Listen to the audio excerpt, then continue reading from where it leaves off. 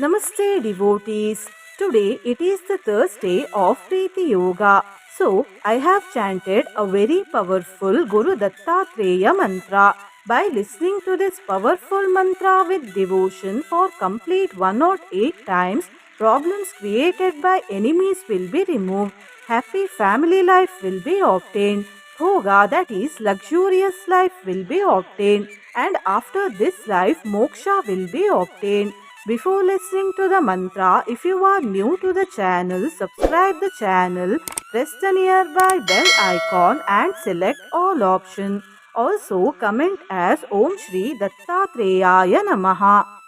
अनसूया गर्भरत्नं भोगमोक्षा सुखप्रदः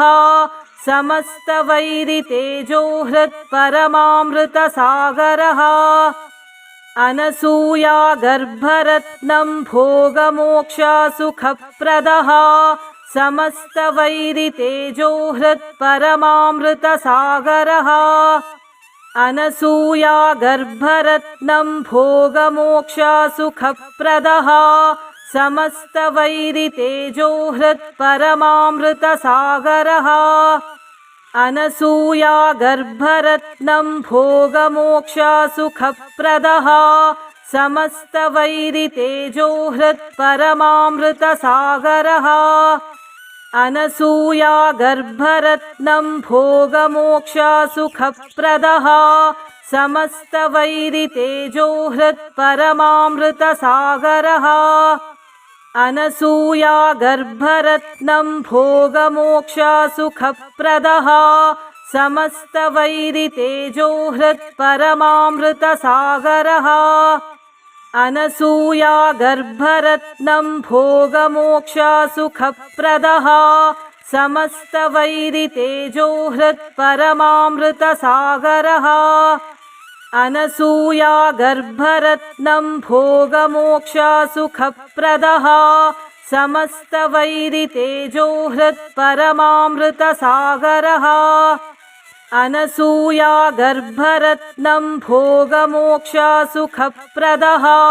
समस्तवैरितेजो हृत्परमामृतसागरः अनसूया गर्भरत्नं भोगमोक्षा सुखप्रदः समस्तवैरितेजो हृत्परमामृतसागरः अनसूया गर्भरत्नं भोगमोक्षा सुखप्रदः समस्तवैरितेजो हृत्परमामृतसागरः अनसूया गर्भरत्नं भोगमोक्षा सुखप्रदः समस्तवैरितेजो हृत्परमामृतसागरः अनसूया गर्भरत्नं भोगमोक्षा सुखप्रदः समस्तवैरितेजो हृत्परमामृतसागरः अनसूया गर्भरत्नं भोगमोक्षा सुखप्रदः समस्तवैरितेजो हृत्परमामृतसागरः अनसूया गर्भरत्नं भोगमोक्षा सुखप्रदः समस्तवैरितेजो हृत्परमामृतसागरः अनसूया गर्भरत्नं भोगमोक्षा सुखप्रदः समस्तवैरितेजो हृत्परमामृतसागरः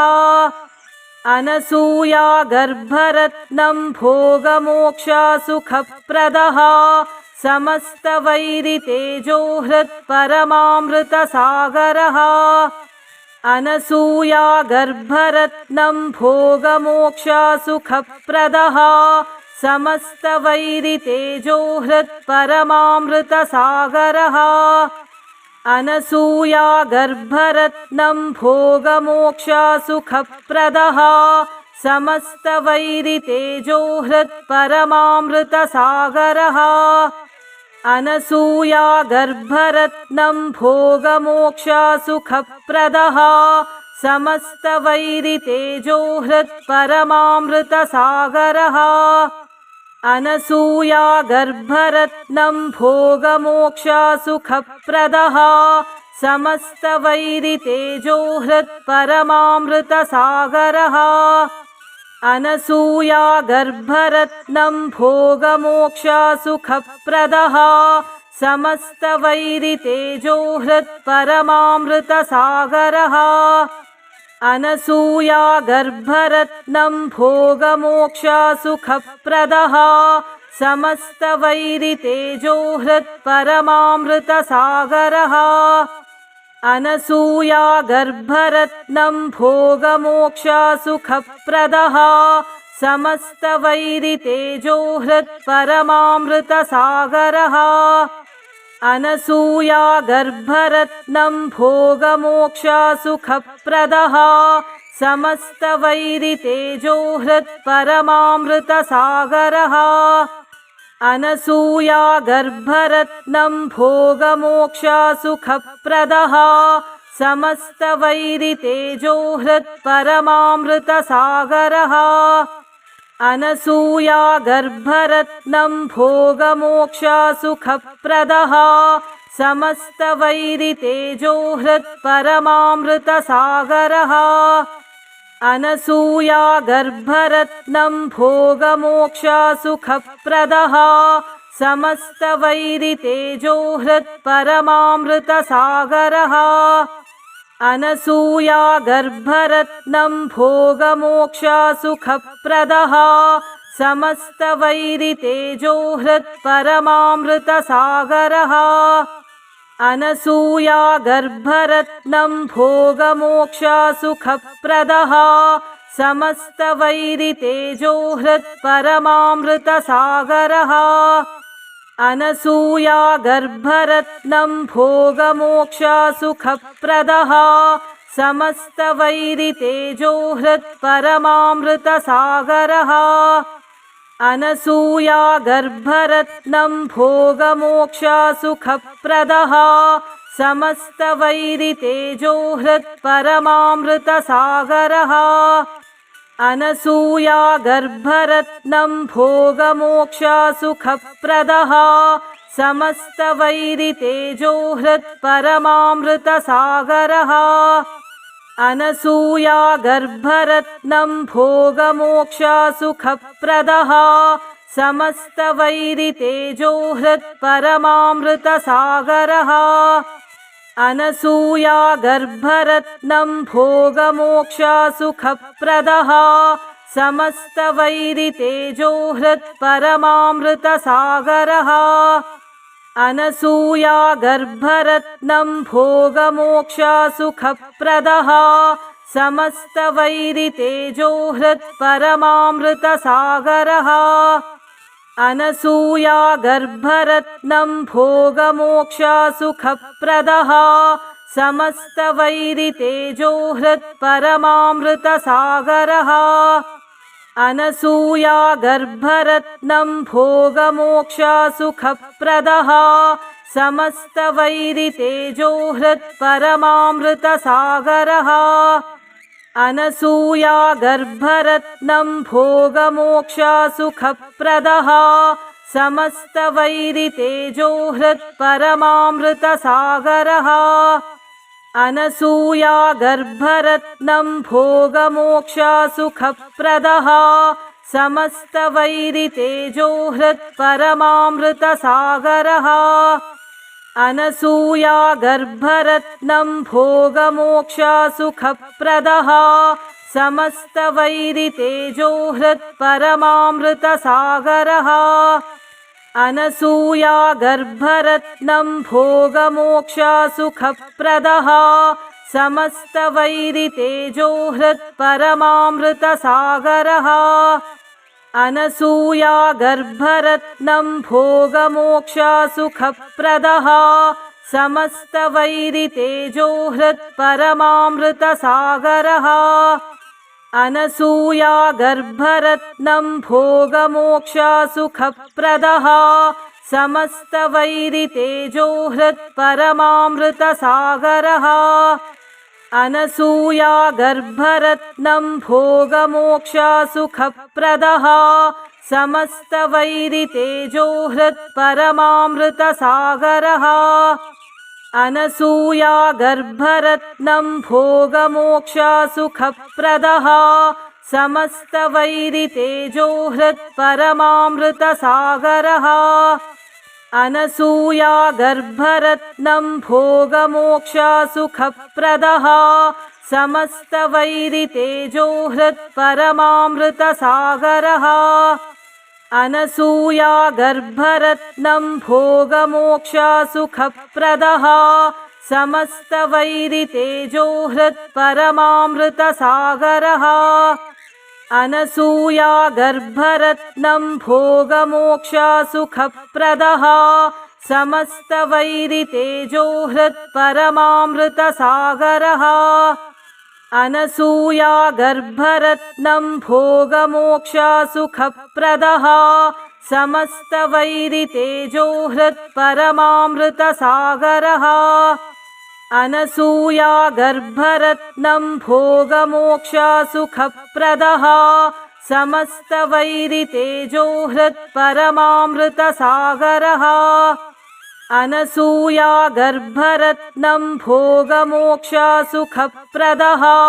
समस्तवैरितेजोहृत्परमामृतसागरः अनसूयागर्भरत्नं भोगमोक्षसुखप्रदः समस्तवैरितेजोहृत्परमामृतसागरः अनसूयागर्भरत्नं भोगमोक्षसुखप्रदः समस्तवैरितेजोहृत्परमामृतसागरः अनसूयागर्भरत्नं भोगमोक्षसुखप्रदः समस्तवैरितेजोहृत्परमामृतसागरः अनसूयागर्भरत्नं भोगमोक्षसुखप्रदः समस्तवैरितेजोहृत्परमामृतसागरः अनसूयागर्भरत्नं भोगमोक्षसुखप्रदः समस्तवैरितेजोहृत्परमामृतसागरः अनसूयागर्भरत्नं भोगमोक्षसुखप्रदः समस्तवैरितेजोहृत्परमामृतसागरः अनसूयागर्भरत्नं भोगमोक्षसुखप्रदः समस्तवैरितेजोहृत्परमामृतसागरः अनसूयागर्भरत्नं भोगमोक्षसुखप्रदः समस्तवैरितेजोहृत्परमामृतसागरः अनसूयागर्भरत्नं भोगमोक्षसुखप्रदः समस्तवैरितेजोहृत्परमामृतसागरः अनसूयागर्भरत्नं भोगमोक्षसुखप्रदः समस्तवैरितेजोहृत्परमामृतसागरः अनसूयागर्भरत्नं भोगमोक्षसुखप्रदः समस्तवैरितेजोहृत्परमामृतसागरः अनसूयागर्भरत्नं भोगमोक्षसुखप्रदः समस्तवैरितेजोहृत्परमामृतसागरः अनसूयागर्भरत्नं भोगमोक्षसुखप्रदः समस्तवैरितेजोहृत्परमामृतसागरः अनसूयागर्भरत्नं भोगमोक्षसुखप्रदः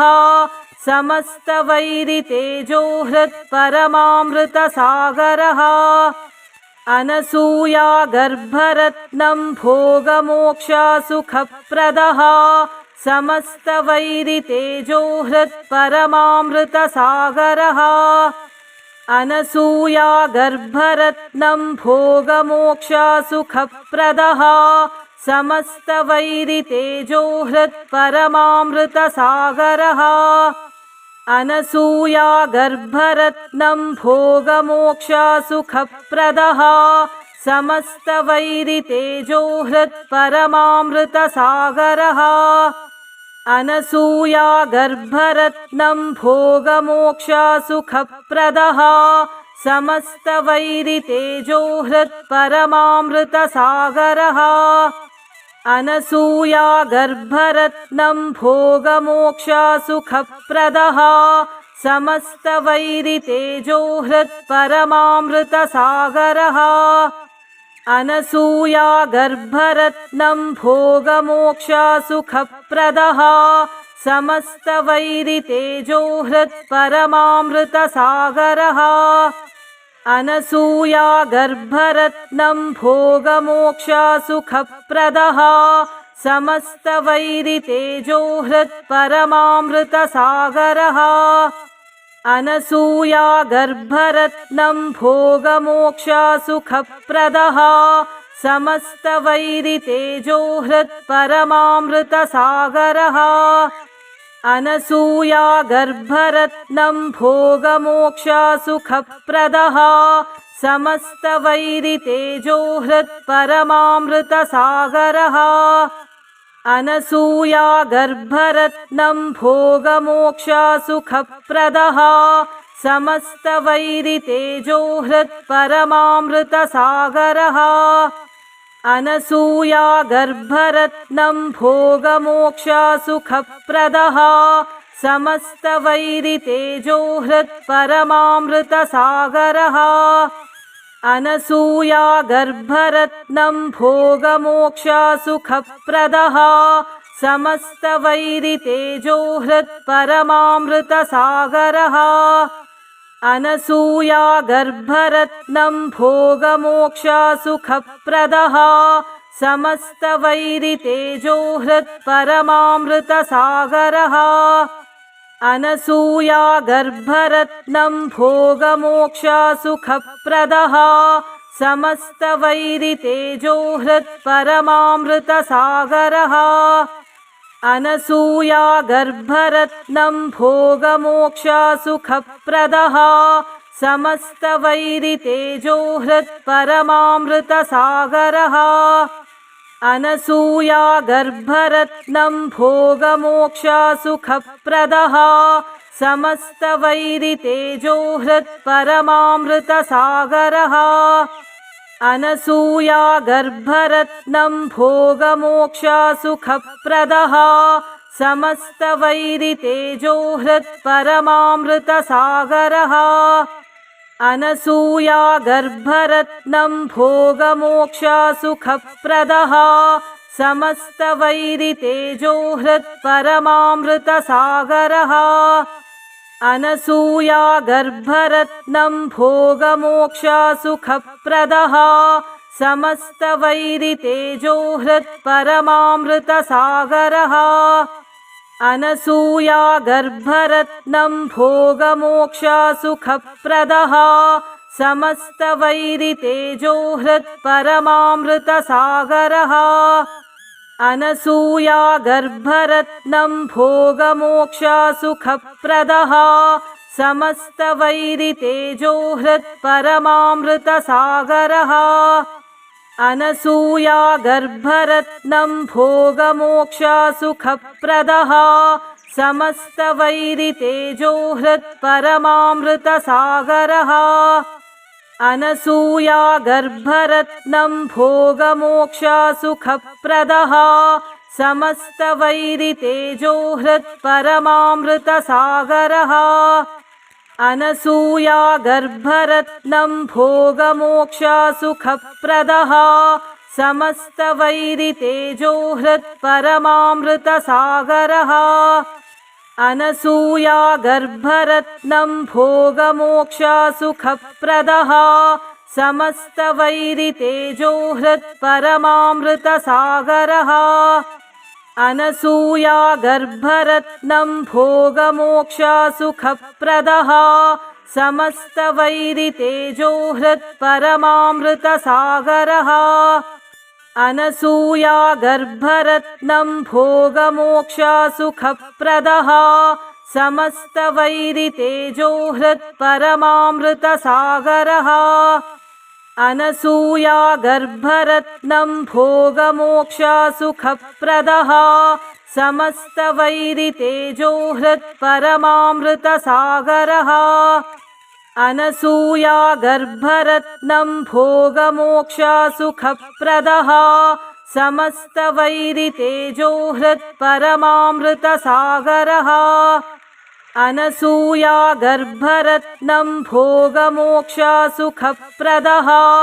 समस्तवैरितेजोहृत्परमामृतसागरः अनसूयागर्भरत्नं भोगमोक्षसुखप्रदः समस्तवैरितेजोहृत्परमामृतसागरः अनसूयागर्भरत्नं भोगमोक्षसुखप्रदः समस्तवैरितेजोहृत्परमामृतसागरः अनसूयागर्भरत्नं भोगमोक्षसुखप्रदः समस्तवैरितेजोहृत्परमामृतसागरः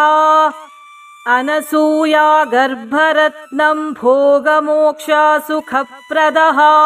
समस्तवैरितेजोहृत्परमामृतसागरः अनसूयागर्भरत्नं भोगमोक्षसुखप्रदः समस्तवैरितेजोहृत्परमामृतसागरः